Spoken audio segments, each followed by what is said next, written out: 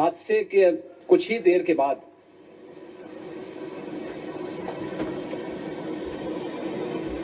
राहत कार्य को ग्रीन कॉरिडोर बना करके प्रशासन ने, पुलिस ने, एनडीआरएफ और एसडीआरएफ के स्वयंसेवकों ने सभी लोगों को हॉस्पिटल तक पहुंचाने का काम किया है। लेकिन दुर्भाग्य से इस दौरान ये मौतें हुई हैं।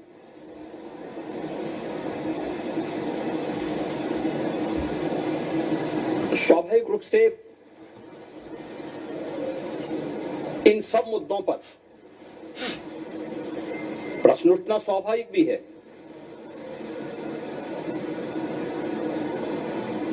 उपचार के बाद बहुत सारे लोग अपने परिवारजनों के साथ जा चुके हैं, उनके परिवार के लोग ले जा चुके हैं।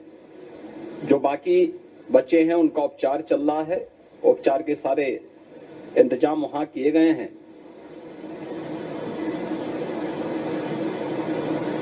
प्रेशर मौनी अमावस्या का ये मुख्य स्नान है महाकुंभ का, और बहुत ज्यादा प्रेशर प्रयागराज में होने के कारण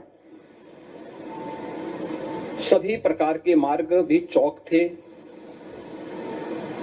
रात्रि से ही प्रशासन उन मार्गों को खुलवाने और स्थिति को सामान्य करने के लिए पूरी तत्परता के साथ लगा भी रहा।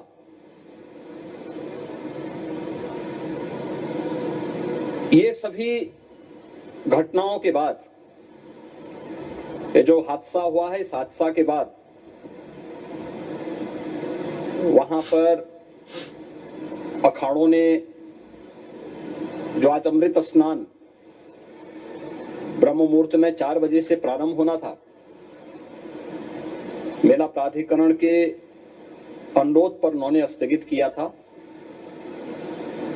अपराह्न में अमृत स्नान प्रारंभ हुआ, जिसमें सभी अखाड़ों ने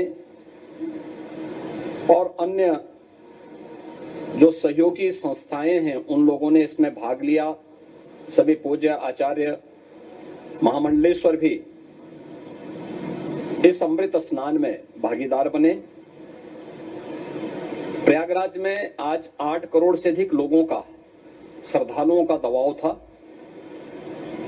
यद्यपि अगल बगल के जनपदों में मिर्जापुर, भदोई, प्रतापगढ़, फतेहपुर, कौशाम्बी, इन सभी जनपदों में भी होल्डिंग एरिया बना करके काफी बड़े पैमाने पर श्रद्धालुओं जनों को रोका गया था, जिन्हें अमृत स्नान संपन्न होने के बाद, जब सभी अखाड़े स्नान संपन्न कर चुके हैं, उसके बाद अब वहां से रिलीज किया गया है। इतना भारी दबाव ये पहली बार वहां पर देखने को मिला था, और जिसके बारे में हम लोगों ने पूरे इंतजाम करने के प्रयास भी किए गए थे। रेलवे स्टेशनों पर, चाहे वह जोशी हो, चाहे वह प्रयागराज सिटी हो, प्रयागराज हो, फाफा मऊ हो, उन सभी पर लगातार दबाव बना रहा। रेलवे ने भी इस दौरान वहां के दबाव को ध्यान में रखते हुए मेला स्पेशल चलाई। रूटीन और मेला स्पेशल को मिलाकर के लगभग 300 से अधिक ट्रेन रेलवे के द्वारा अब तक चलाई जा चुकी हैं, और जिससे श्रद्धालु जनों को उनके गंतव्य तक पहुंचाया जा सके।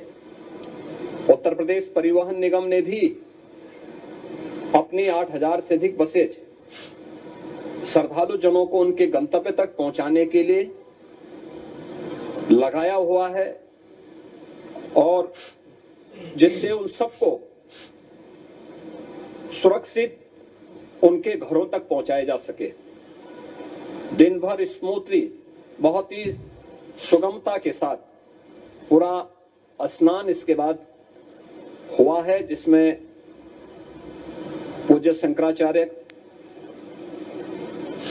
आचार्य महामंडलेश्वर, वरिष्ठ संतजन और सभी अखाड़ों ने इसमें पूरा सहयोग भी किया और पूरे कार्यक्रम को सकुशल संपन्न करने में अपना योगदान भी दिया है। ये सभी घटनाएं मरमाहत करने वाली भी है और एक सबक भी है, लेकिन हादसे के तह में भी जाने की आवश्यकता है और इसी दिशा से सरकार ने भी तय किया है कि हम इसकी एक जुडिशियल इंक्वायरी भी करेंगे, क्योंकि कई बार रिव्यू होने के बाद स्थानीय स्तर पर हर प्रकार की सतर्कता के बाद आखिर कहां से ऐसे हादसे फिर भी होते हैं और हुए हैं। इसके लिए हम लोगों ने न्यायमूर्ति हर्ष कुमार के नेतृत्व में पूर्व डीजी श्री वीके गुप्ता और retired IAS Shri DK Singh, इन 3 सदस्यीय जुडिशियल कमीशन को भी इसके लिए गठित किया जा रहा है। इन सभी अन्य कार्यों के साथ साथ हम लोगों ने वहां की पूरी घटना पर आज पूरे दिन भर एक एक घटना को लेकर के मुख्यमंत्री का जो कंट्रोल रूम था, उस कंट्रोल रूम से भी, चीफ सेक्रेटरी के कंट्रोल रूम से भी, डीजीपी के कंट्रोल रूम से भी लगातार इन चीजों की मॉनिटरिंग की जाती रही। दिन भर बैठक चली है और प्रशासन के साथ संवाद भी रहा है, विभिन्न अखाड़ों के साथ संवाद रहा है, अन्य संतों के साथ भी दिन भर हम लोग संवाद बनाते रहे हैं। प्रातः काल से आदरणीय प्रधानमंत्री जी का,